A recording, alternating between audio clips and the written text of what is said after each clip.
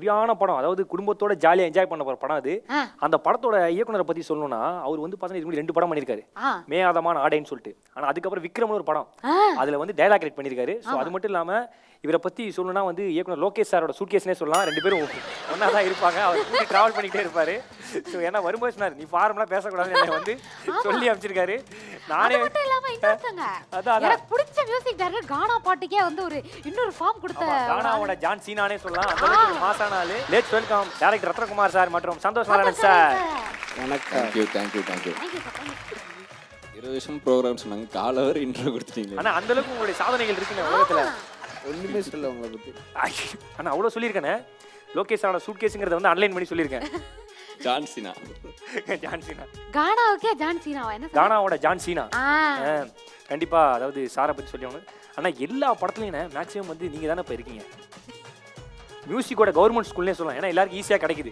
So அந்த அளவுக்கு வந்து நீங்கள் வந்து எல்லாருக்குமே வந்து இலவசமாக கைவசமாக நிறைய படங்கள் வச்சுருக்கீங்க. ஸோ நிறைய ரிலேஷன்ஷிப்பு உங்களுக்கு மீடியா சைடில் வந்து நிறைய இருக்குது. உங்களை ரொம்ப எல்லாருமே வந்து ஒரு கொலீகாக ஒரு ஃப்ரெண்டாக பார்க்குறாங்க. இதை பற்றி என்ன நினைக்கிறீங்க? எனக்கு ஆக்சுவலாக நான் ஒரு டெக்னீஷியனாக அந்த மாதிரிலாம் பழகிறது இல்லை. அப்படியே ஜென்ரலாக தான் பழகுவேன். அதனால தான் நிறைய இன்டர்வியூஸ் பண்ணுறதில்லை. ஏதாவது சொல்லிடுவேன், பதில் சொல்லிடுவேன்ட்டு. அதனால தான் எனக்கே ரொம்ப ஜாலியாக இது. நான் ஃபஸ்ட்டு அண்ணனை பார்க்கும்போது ஓகே அண்ணன் ஒரு டென்ஷனாக இருப்பார் போல அப்படின்னு நினச்சேன். டென்ஷனாக இருக்கேன். ஏதாவது 8th வீட்டில் கேரம் போர்டு பசங்க துரத்தி விட அங்கிள் அந்த மாதிரி ஜாலியாக ஒரு பண்ணா இருக்கீங்க. எனக்கு ரொம்ப பிடிச்சிருக்கு. சலூன் கடையில் வந்து தலை சீவு மட்டும் வருவார்ல. கரெக்ட். ஆனால் அதில் தாடி மட்டும் ட்ரிம் பண்ண வர மாதிரி அண்ணா அமைதியாக உட்காந்துருக்காரு. இல்ல சார் இனிமே தான் ஃபன்னே எடுக்க போறாரு. அண்ணனுக்கு நான் அன்ஃபார்மேட்ல போக சொல்லியிருக்காரு. ஜாலியாக போக போகிறேன் இன்னைக்கு. அவ்வளோ ஜாலியாக இல்லைடா அண்ணா. சாரி அண்ணா. ஆக்சுவலாக உங்கள் படைப்புகள் எல்லாமே வந்து சிறப்பாக இருக்குண்ணே. மேதமான் வந்து பார்த்தீங்கன்னா அந்த மாதிரி ஒரு செட்டியர் காமெடி வந்து யாருமே பார்த்ததில்ல. புதுசாக இருக்குண்ணா, ஃப்ரெஷ்ஷாக இருக்குண்ணே. அதுக்கப்புறம் ஆடையாக இருக்கட்டும் ஒரு ஜாலியான படம். இப்போ வந்து குளு பார்க்கவே இல்லை. ஜாலியான படம் பார்க்கவே இல்லை. பார்த்துருக்கேனே. ஆடை படம் பார்த்தாங்க. இன்னைக்கு மேக்கப் போடும்போது கூட ஆடை படம் வந்துச்சு.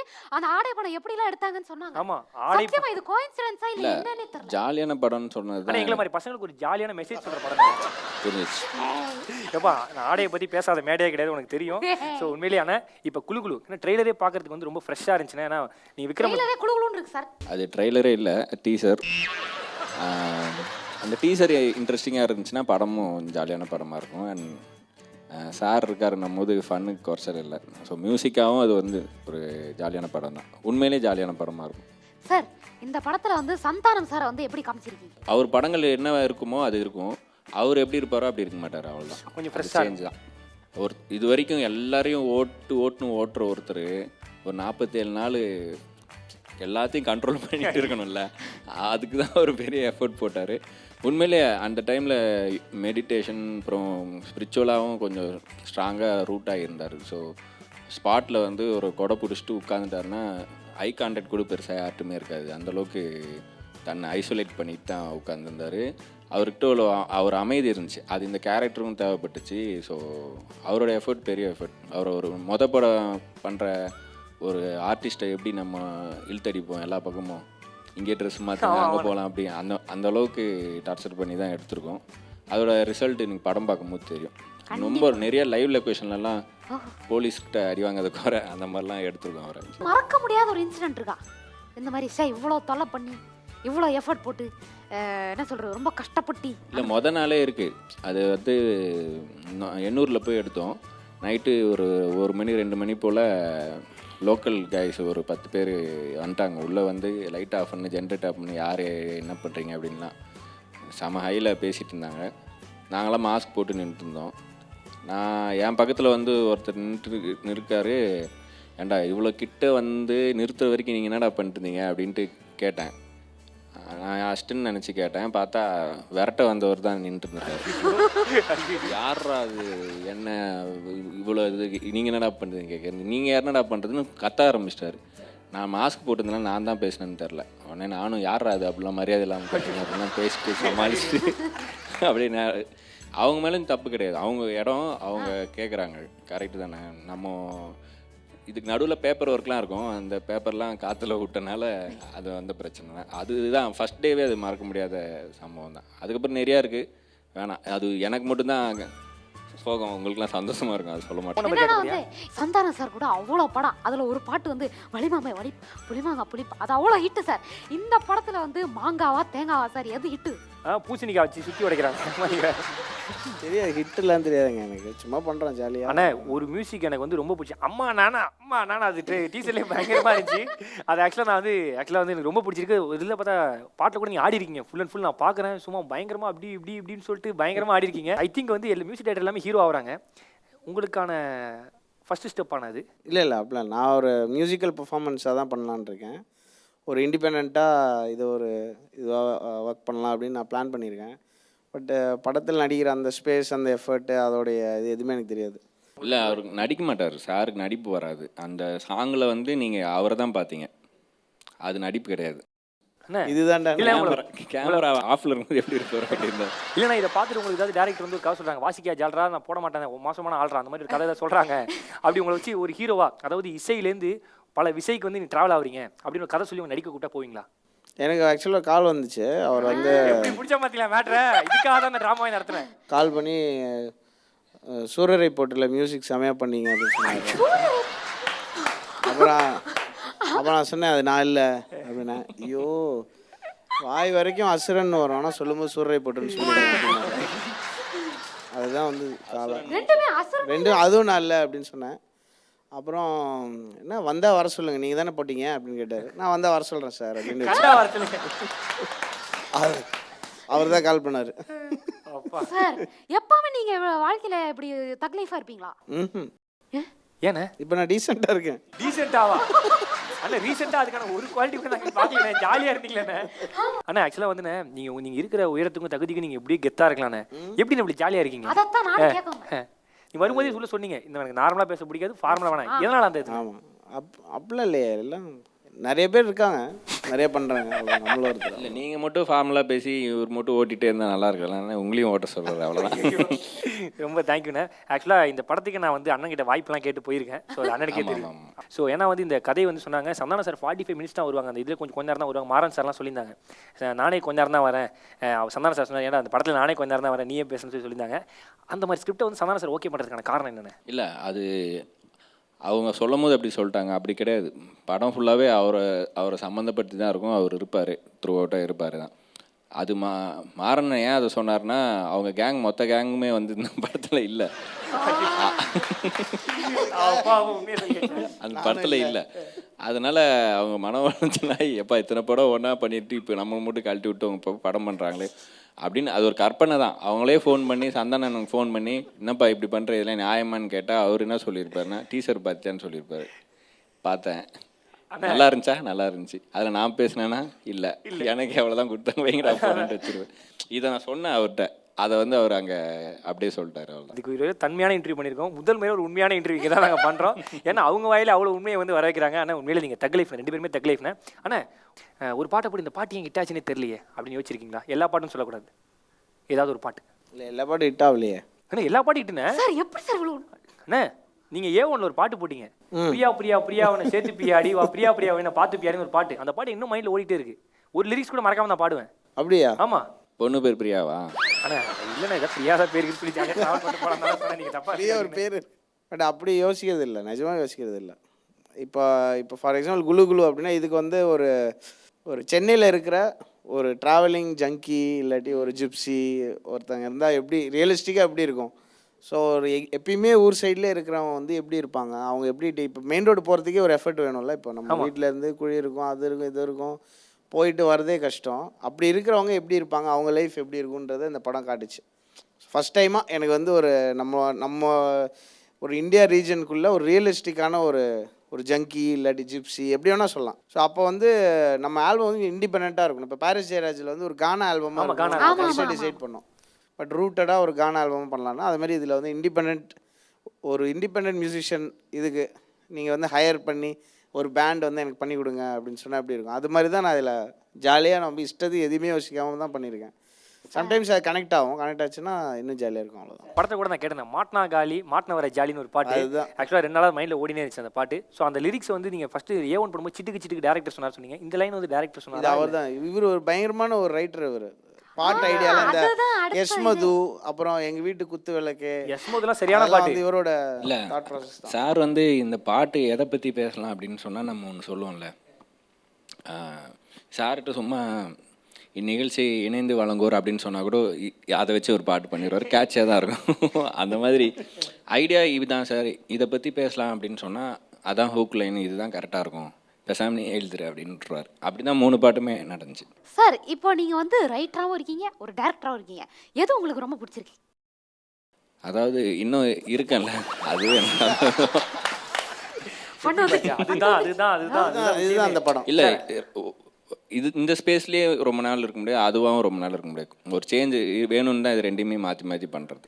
ஆனால் 2 சக்ஸஸ் ஆகிறீங்களே எப்படின்னு? அதான் சில பேர் எல்லாத்துலயும் இருக்காங்க, ஆனா அழகாக பிறந்தது என் தப்பு இல்லை. இல்லை, நான் ரொம்ப பேசாமல் ஒர்க் பண்ணுவேன், அதனால நினைக்கிறேன். அப்படி இல்லை, அது லோகேஷோட ஸ்கிரிப்டில் தான் நம்ம இன்வால்வ் ஆகிறோம். இப்போ அதுவும் என் ஸ்கிரிப்டு இன்னொருத்தர் டைரக்ட் பண்ணார் அப்படின்னு இருந்தால் பரவாயில்ல. அதில் நான் லோகேஷோட சூட் கேஸாக தான் இருந்தேன். கண்டிப்பாக இந்த சக்ஸஸ்க்குனே வந்து இந்த படம் முடிச்சவங்க லெக்ஸஸ் கார் வாங்கி தருவாங்க நான் நினைக்கிறேன். ஏன்னா கண்டிப்பாக பழிக்கும். அதாவது அண்ணனோட மியூசிக்னா தீ இருக்கும், அதுக்கப்புறம் அவங்க பொண்ணு தீ இருக்கும். ஸோ ரெண்டுமே வந்து என்றைக்குமே மாசாக இருக்கும். அவங்களும் இந்த படத்தில் ஒரு பாட்டு பாடியிருக்காங்க, நான் கேட்டேன். அதை பற்றி 2 வார்த்தைகள். நம்ம அன்பரே என்ற பாட்டு பாடியிருக்காங்க. ஆக்சுவலாக தீ வந்து ஒரு அவங்களுடைய மியூசிக் ஆல்பம் ரிலீஸ் பண்ணுறதுக்காக அவங்க ஒரு கான்ட்ராக்டில் இருக்காங்க. அண்டு அவங்க லிட்ரலி அவங்க பாடவே முடியாது இப்போ இந்த அவங்க ஆல்பம் ரிலீஸ் பண்ணுற வரைக்கும். இந்த பாட்டு வந்து அவங்களுக்கு ரொம்ப கனெக்ட் ஆகிருந்தது. அவனோட ரத்னா வந்து ரொம்ப ரெக்வெஸ்ட் பண்ணி, அண்ட் இது நாங்கள் ரொம்ப நாள் முன்னாடி ரெக்கார்ட் பண்ணி வச்சுருந்தோம். பட் இங்கே இதில் வர முடியாத ஒரு ஸ்பேஸில் தான் இருந்தது. பட் படத்தில் அதை வந்து வச்சு பார்க்கும்போது பயங்கர ஒரு இமோட்டிவாக இருந்தது. எனக்கு அதுதான் இந்த படத்தில் ரொம்ப பிடிச்சது. பயங்கர ஃபன்னாக இருக்கும், திடீர்னு ஒரு இமோஷனல் ஸ்பேஸ் வந்துட்டு போகும் தெரியுமா. கரெக்ட். அது வந்து அந்த ஃபோர்ஸ்டாக இல்லாமல் ஒரு பயங்கர ரகலையாக ஒரு விஷயத்தை காமிச்சு அழுங்க அந்த மாதிரி இருக்கும்ல, அப்படி இல்லாமல் அது வந்து ஒரு ஃபீல் இருக்கும். எப்படி நம்ம ஷாஷங்க் ரெடம்ஷன் பார்த்தா அப்படி ஒரு நம்ம அறியாமல் ஒரு ஃபீல் பண்ணுவோம்ல, அது மாதிரி ஒரு ஃபீல் இருந்தது. ஸோ அதெல்லாம் பார்த்துட்டு அதுக்கப்புறம் கஷ்டப்பட்டு அதை நாங்கள் அது வந்து இதை ரிலீஸ் கொண்டு வந்து இதை பாசிபிள் ஆக்கிறதுக்கு ரொம்ப கஷ்டப்பட்டார். ஆக்சுவலி ஒரு பெரிய எஃபர்ட் போட்டார். பிரதீப் அண்ட் தி வந்து எனக்கு ரொம்ப ஃபேவரட் சிங்கர்ஸ், 2 சிங்கர்ஸும். ஸோ அவங்க வந்து நம்ம ஒரு ஐடியா பண்ணியிருப்போம், அந்த ஐடியா பெட்டராக ஆக்குவாங்க அவங்க வரும்போது. ரொம்ப ரேராக தான் அது நடக்கும். லைக் சிட் ஸ்ரீராம், பிரதீப், டி, அனந்த், இந்த மாதிரி ரொம்ப வெரி ஃபியூ சிங்கர்ஸ் கிட்ட அந்த மேஜிக் இருக்கும். பாட்டோட ஓவரால் ஃபீலை இன்னும் வந்து இது ஆம்பிளிஃபை பண்ணுவாங்க. ஸோ அது பயங்கரமாக அவங்க பண்ணியிருந்தாங்க நான் ஃபீல் பண்ணேன். எனக்கு பர்சனலாக பிடிக்கும். வெறும் ஆனால் அப்படிப்பட்டவங்களோட ரெக்கார்டிங்கில் என்னென்ன செஞ்சாருன்னு எனக்கு தான் தெரியும். ஒரு அதில் இருக்கிற ஒரு 4 ஆடியோ வெளியே வச்சதாலே நாரிடும். அவங்க வந்து படத்துக்கு மட்டும் ரைட் பண்ணல, ஆங்கர் லிங்க் கூட பயங்கர ரைட் பண்றாங்க. ஒரு விவேக்னு சொல்லிட்டு ஒரு அமேசிங் ரைட்டர், லிரிக் ரைட்டர், உங்களுக்கு தெரியும். அவர் வந்து எழுதியிருந்தார்.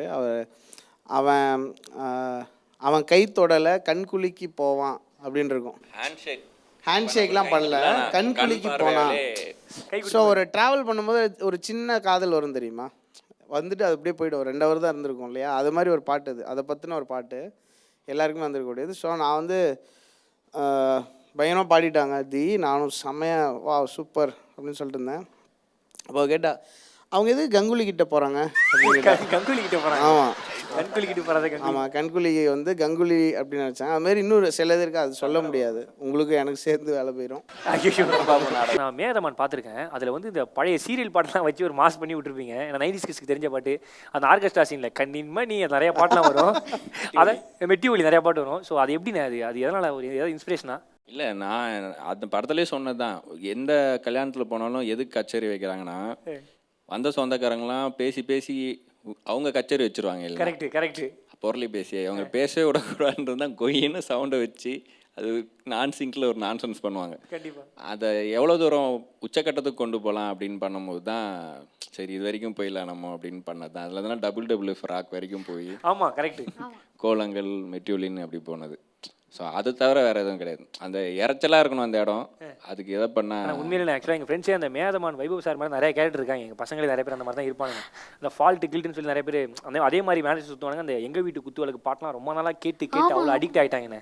ஸோ படத்தில் பாடினேன் ஒரு பாட்டு லைட்டான அம்மா நானா மாதிரி லைட்டாக அதாவது இப்போ இன்னைக்கு ஒரு பாட்டு ரிலீஸ், எனக்கு அது ரொம்ப பிடிக்கும். இன்னர் பீஸ்னு ஒரு பாட்டு. இந்த பீஸ் நீங்க எது பண்ணாலும் மாஸ்டர் பீஸ், நீங்க பாடுங்க. அந்த பீஸ் இல்ல, அமைதி அமைதி அந்த பீஸ். நாயை வளர்த்து பேரு வச்சு சோறு வச்சு தண்ணி வச்சு கூப்பிட்டு டாகி வரலைன்னா கடுப்பாவும் தானே. ஏ ஏ ஏ ஏ ஏ ஏ பட்டம் வாங்கி படித்து முடிச்சு ஓடா தேஞ்சு உழைச்சி கிழிச்சு லட்சியத்தை மறக்கிறது வெரி பேட் மாமே. ஏ ஏ ஏ ஏ ஏ ஏ இன்னர் பீஸு தான் இம்பார்ட்டன்ட்டு ப்ரோ. அசலாக வாழ்கிறது பிளெஸ்ஸிங்ஸ் தானே ப்ரோ. முக்கிய தேவை என்னன்னு நீ ஞாபகம் வச்சுக்கோ. ஓயோ யாவோ ஓயோ யாவோ ஓயோ யாவோ இன்னர் பீஸு தான் ப்ரோ. சூப்பர். பக்கான என்னோட ரிங்டோன் அதுதான் இனிமே.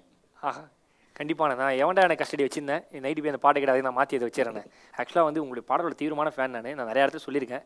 எனக்காக நீங்களும் நான் சேர்ந்து ஒரு பாட்டு, நீங்களும் பாப்பாவை சேர்ந்து ஒரு பாட்டு. அது இல்ல நம்ம 3 பேர் சேர்ந்து ஒரு பாட்டு பாடலாமே.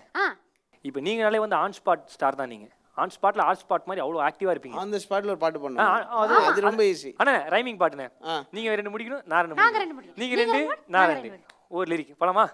வா செல்லம் வரேன் செல்லம். வா செல்லம் வந்துட்டே இருக்கேன் செல்லம். எப்போ வருவ செல்லம்? நாளைக்கு வருவேன் செல்லம். சீக்கிரமா சொல்லு செல்லம். வரேன் செல்லம். தப்பா பாடுற செல்லம். ஏன் செல்லம்? சூப்பர் செல்லம். தேங்க்யூ செல்லம். அவ்வளவுதான் செல்லம். லவ் யூ செல்லம். வா செல்லம். திருமதி செல்லம். வரேன் செல்லம். வந்துட்டேன் செல்லம். எப்போ வருவ செல்லம்? நாளைக்கு செல்லம். சூப்பர் செல்லம். லவ் யூ செல்லம். போதுண்டா செல்லம். செல்லமே செல்லம். முடியலடா செல்லம். ஏன் செல்லம்? ஐயோ செல்லம். அப்ப செல்லம். அழுதுறடா செல்லம். அம்மா செல்லம். சேத்துறடா செல்லம். சித்தப்பா செல்லம். சூப்பர்டா தம்பி செல்லம். நிறுத்துங்கடா செல்லம். பாடு மொல்லம். சூப்பர். லவ் யூ செல்லம். ஐயோ இதுல என்ன தெரியுமா உக்லைனே? சூப்பர் லவ் யூ செல்லம். சூப்பர் லவ் யூ செல்லம். சூப்பர். நல்லா இருக்குண்ணே. லவ் யூ செல்லம். என்ன பக்கவா இருக்குண்ணே. அண்ணா அடுத்த படத்துக்கு இது ஒரு ஹூக் வேட்டா வச்சுக்கலாம். இந்த படத்துக்கே இப்படி தாண்டா பாட்டு பாடுறேன். ஆக்சுவலாக வந்து சந்தான சார் கேரக்டர் பற்றி அண்ணா சொன்னார். ஸோ மற்ற கேரக்டர்ஸ் அதாவது 4 பசங்களாம் பார்த்தோன்னே அவங்களுடைய கேரக்டர்ஸ்லாம் எப்படி இருக்கும் இதில்? அவங்கெல்லாம் வந்து இன்னைக்கு இருக்கிற ஜென்ரேஷன் இருக்குல்ல, ஆமாண்ணே. 2.1 2.15 ஆமாண்ணே 2.2 ஆமாண்ணே. அப்படியா? ஆமாண்ணே. ஓகே, அந்த மாதிரி அவங்க கிட்ட ஒரு ஃபன் இருக்கும். அவங்க சீரியஸ்னஸோட ஒரு பார் இருக்கும்ல. அவங்க வீட்டில் செல்ஃபி எடுக்கிற ஒரு ஜென்ரேஷனும் இருக்குல்ல. நம்ம பொதுவாக சொல்லல, ஆனால் அவங்களோட எமோஷன் லெவல் இருக்குல்ல, அவங்க சென்சிட்டிவ் தான், ஆனால் அவங்க எமோட் பண்ணுற விதம் வந்து அதோட அளவுலாம் இப்போ மாறி இருக்கு. அவங்க அதில் ஒரு ஃபன் இருக்கும். அவங்களே செல்ஃப் பேரடி பண்ணிப்பாங்க. ஈஸியாக வெளியே வந்துடுவாங்க.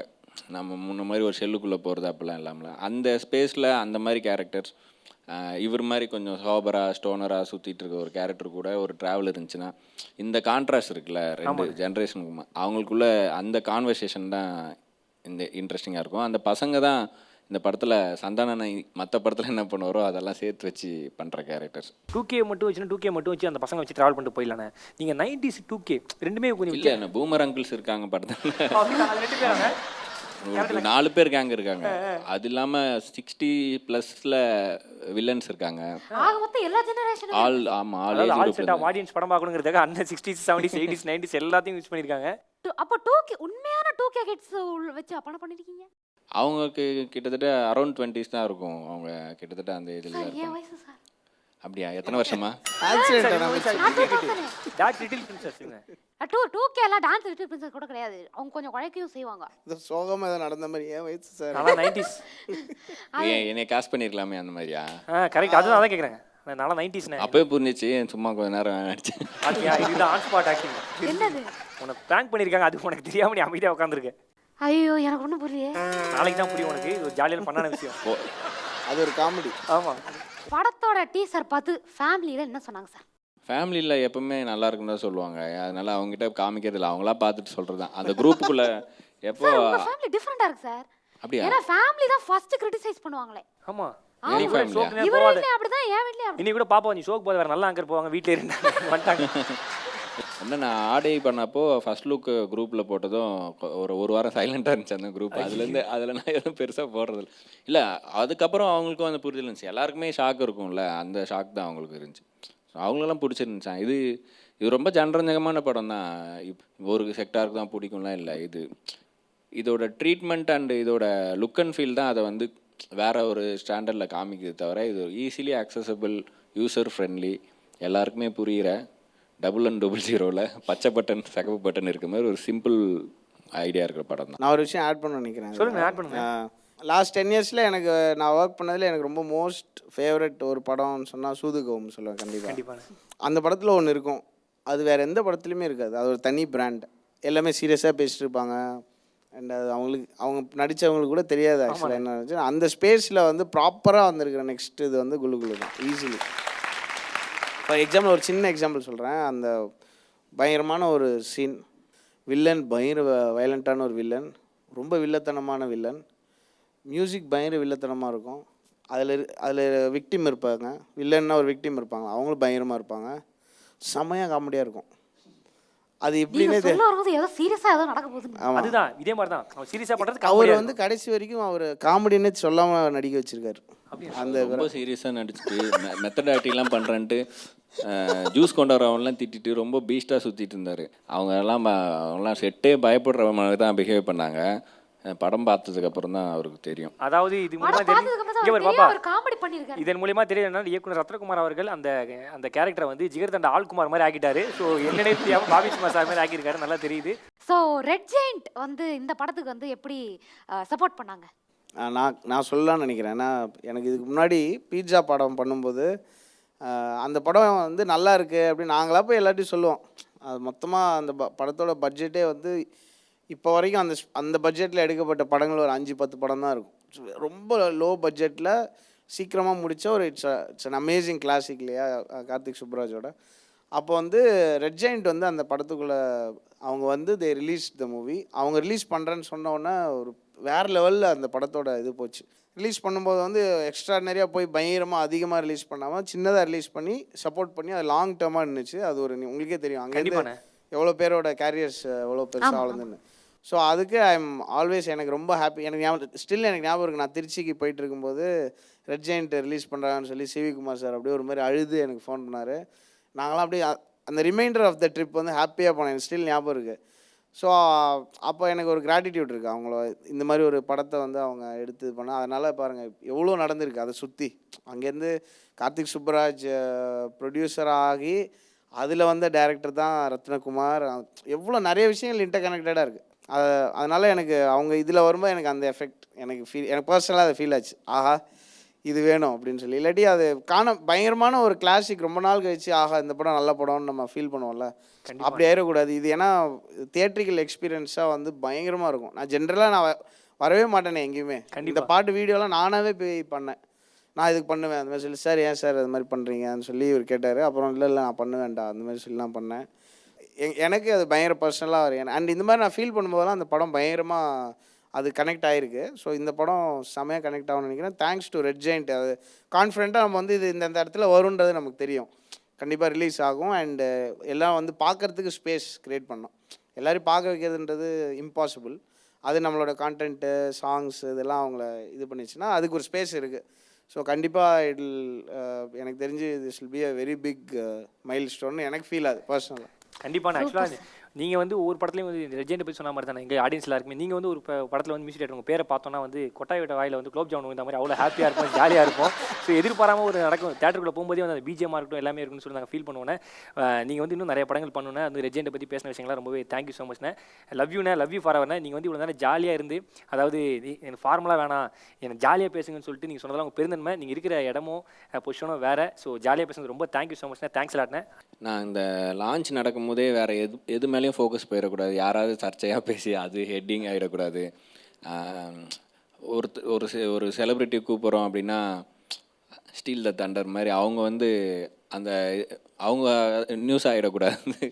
படத்தை பற்றி இருக்கணும். படம் ஒரு ஒரு ஒரு ஜானர் ஒரு எமோஷனில் இருக்குன்னா அதுதான் ஹைலைட் ஆகிற மாதிரி இருக்குன்னு நினைக்கும் போது ரெட் ஜெயண்ட் படம் வாங்குறாங்க. உதய் சார் சந்தானனுக்கு ஒரு ஃப்ரெண்ட்ஷிப் இருக்குது. அவங்க முதலாளின்னு ஒருத்தர் கூப்பிட்டுக்கிறதும் அங்கே சந்தானனே இறங்கி மைக்க பிடிச்சி எல்லாரையும் போட்டு அலப்பறை பண்ணிட்டு அண்டு உதயண்ணா பேசினது அவங்களுக்குள்ள அந்த ஃப்ரெண்ட்ஷிப் இருந்துச்சுல அது ஒரு வைப்பில். அந்த வைப்பு தான் இந்த படத்து மேலே உட்காரணும் ரிலீஸ் வரைக்கும் அப்படின்னு நினச்சேன். கான்ட்ரவர்சி மாதிரியோ இல்லை ஏதோ முகம் சொல்லிக்கிற மாதிரி எதுவுமே வந்துடக்கூடாது திஷ்டி போட்டு மாதிரி அப்படின்னு நினச்சிட்டு இருக்கும்போது அப்படி நடந்துச்சு.